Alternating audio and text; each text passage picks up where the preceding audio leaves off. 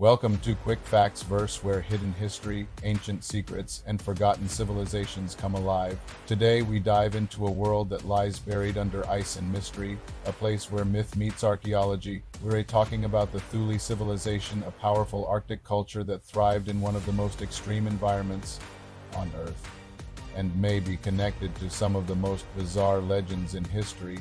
Who were the Thule people? How did they master the frozen north?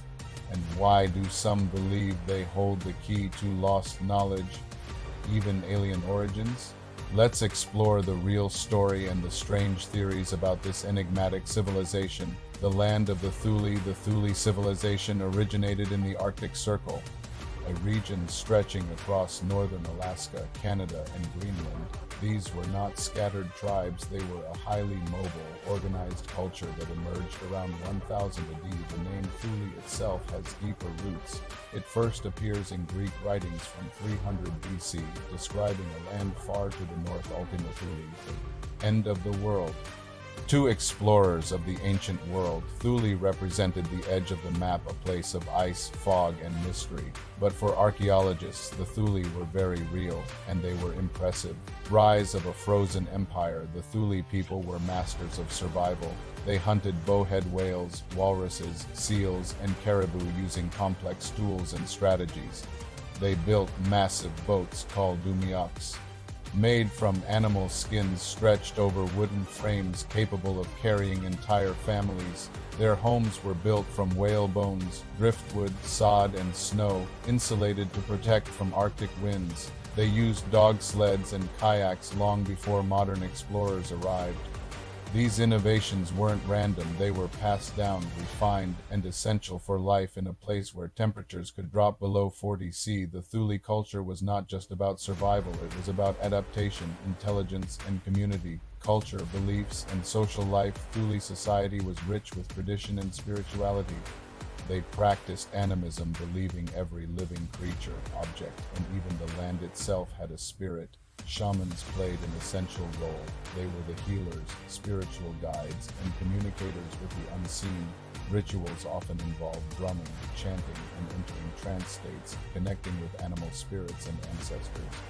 Some archaeologists believe their practices were deeply symbolic and reflected a complex cosmic understanding of the world. Families and clans were tightly connected. They shared food, built communities, and worked together during long winters. It was unity and cooperation that allowed the Thule to thrive where others would perish. Expansion and migration. Between the 11th and 13th centuries, the Thule people expanded rapidly across the Arctic. They moved eastward into Greenland and southward into more temperate zones, likely following the migration of whales and changes in climate. This expansion wasn't chaotic, it was strategic. They established seasonal camps, long-term settlements, and trade routes. Archaeological sites have uncovered stone tools, bone combs, harpoon heads, and ceremonial masks, showing a highly advanced culture with distinct regional styles. By 1500 AD, their culture had evolved into what we now recognize as the Inuit people. The transformation wasn't a collapse, but a natural evolution shaped by contact, adaptation, and time. Archaeological discoveries. Throughout the 20th and 21st centuries, archaeologists have uncovered thousands of Thule artifacts preserved in frozen tundra. These items provide rare insights into how the Thule lived, hunted, and thought. Whale bone houses, preserved clothing made of caribou and seal skin, ceremonial masks, sled runners, and even musical instruments like drums have been recovered. These discoveries show not just survival, but creativity, resilience, and beauty, a civilization that thrived in a world of snow and ice. Thule in modern myth and conspiracy. And now, we move into the stranger side of the Thule story. In the early 1900s, a secretive German occult group known as the Thule Society claimed the ancient Thule people were the descendants of a lost super race, possibly from Atlantis or beyond the stars. They believed Thule was not just a culture but a gateway to hidden knowledge, advanced technologies, and even inner Earth civilizations. These ideas were later twisted into Nazi ideology, with members of the Thule Society becoming involved in Germany's darker ambitions. Modern conspiracy theories claim that remnants of the Thule culture live beneath the ice in secret bases in Antarctica, or that they were visited by extraterrestrial beings. While none of these theories are proven, they show how powerful the myth of Thule remains in modern imagination, the real legacy of the Thule beyond myths and mysteries.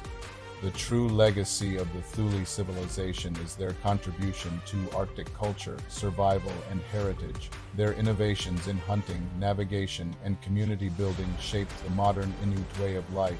Many Arctic communities today still practice techniques and traditions developed by the Thule over 1,000 years ago. Their story is a reminder that great civilizations don't need stone pyramids or golden temples. Sometimes greatness is measured in endurance, wisdom, and harmony with nature. So, who were the Thule? Fearless hunters, spiritual visionaries, survivors of a lost civilization? Perhaps all three. Their world may be frozen, but their story burns with mystery, resilience, and wonder. If you enjoyed this journey into the Arctic past, leave a comment, give us a like, and subscribe to Quick Facts Verse for more stories from history's hidden corners. Thanks for watching, and until next time, stay curious.